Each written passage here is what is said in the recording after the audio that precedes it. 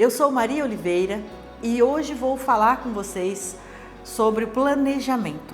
Eu sou contadora de formação, sou cristã desde a minha infância e quero trazer para vocês informações nos próximos 40 dias sobre o planejamento. Como nós podemos fazer um plano, por que nós devemos fazer um plano e como é que nós vamos perseverar neste plano durante o ano todo.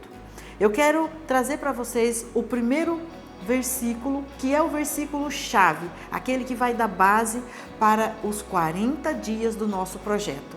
Este versículo é o que está escrito em Provérbios 16, 3. Diz assim: consagre ao Senhor tudo o que você faz, e os seus planos serão bem-sucedidos. Como é que nós podemos consagrar ao Senhor tudo o que nós fazemos?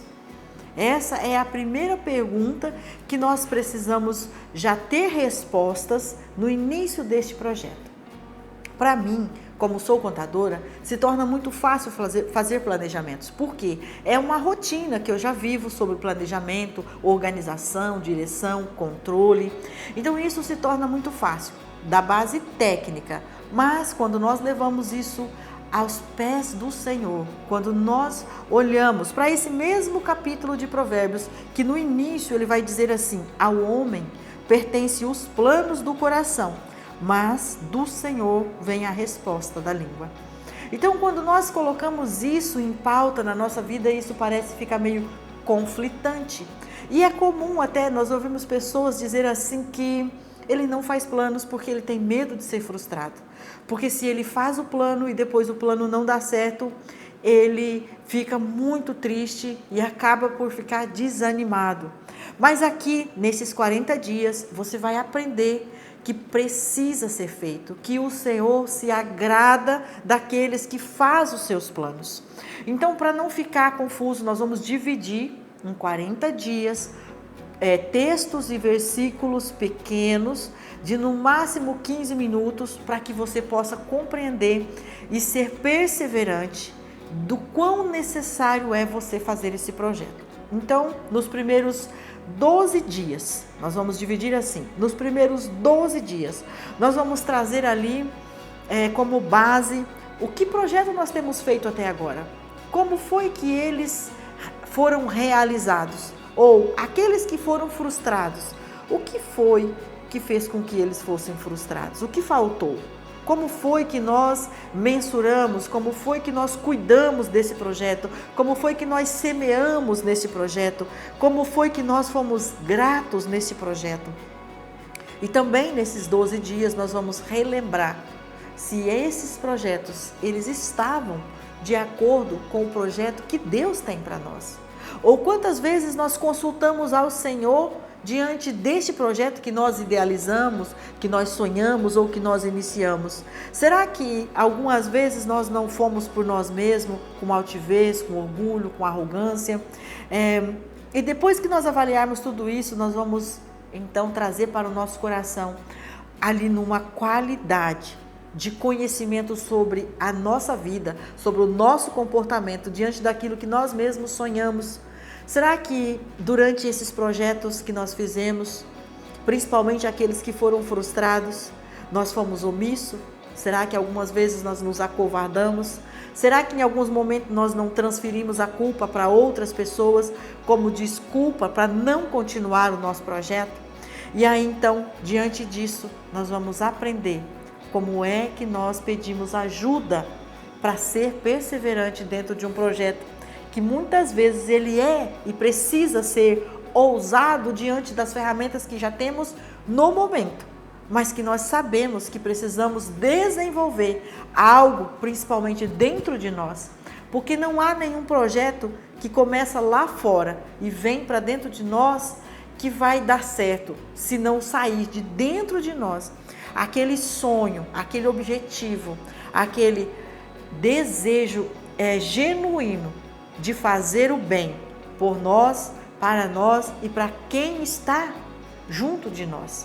A palavra do Senhor também nos orienta que tudo o que nós pedimos ao Senhor, Ele nos concede, mas tem uma ressalva: Ele nos concede tudo que nós pedimos, desde que não seja para o nosso próprio ego, para o nosso próprio prazer, mas que seja algo que vai contribuir para o reino. Então eu quero confirmar aqui com vocês esse compromisso de que nos próximos 40 dias nós estaremos criando algo novo, uma expectativa nova no nosso coração, de mudar a nossa mentalidade, sobre aquilo do que nós pensamos a nosso respeito, a respeito daquilo que fazemos, a respeito daquilo que nós servimos às outras pessoas.